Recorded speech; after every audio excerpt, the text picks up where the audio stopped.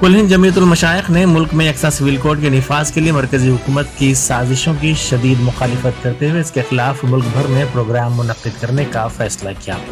तंजीम के जिम्मेदारों ने इस एहसास का शिद्दत के साथ इजहार करते हुए कहा कि यकसा सिविल कोड का मामला सिर्फ मुसलमानों से ही नहीं बल्कि दीगर मज़ाहिब से भी जुड़ा हुआ है। आज इस खुसूस में एक इजलास हुआ जिसमें यकसा सिविल कोड और दीगर मामलात पर तफसीली गौर किया गया। इजलास में कहा गया कि न सिर्फ मुसलमान बल्कि दीगर अक़लियतों को भी यकसा सिविल कोड के निफाज के नुकसानात और इसके जरिए पड़ने वाले जहरीले असरात की फिक्र करनी चाहिए। इजलास में कहा गया कि जमीयत की जानिब से इसके खिलाफ एक खुसूसी मुहिम चलाई जाएगी। हिंदुस्तान भर में तंजीम के दफातर की जानिब से भी मुख्तलिफ प्रोग्राम्स मुनक्किद किए जाएंगे। अलावा अज़ीम गोल मेज इजलास भी मुनक्किद होंगे। मशाइखीन, हम ख्याल सियासी जमातों, तंजीमों और दानिश्वरों का एक इजलास भी अनकरीब मुनक्किद किया जाएगा।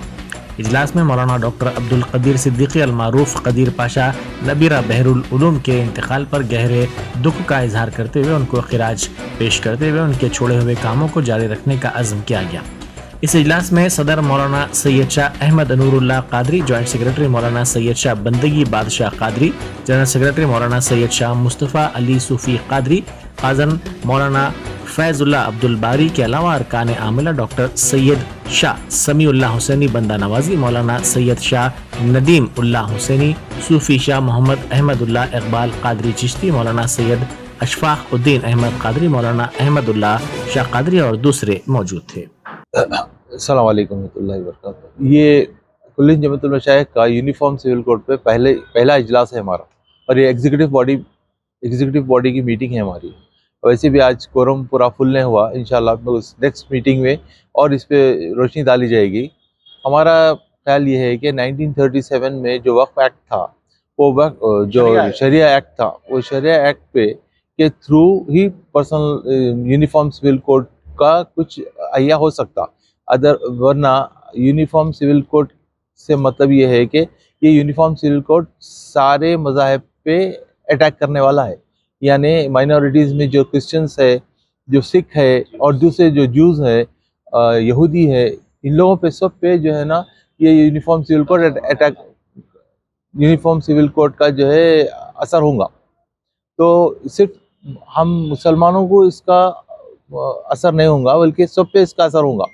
तो सिर्फ मुसलमानों को सिर्फ इसकी स्क्रीन पे लाया जा रहा।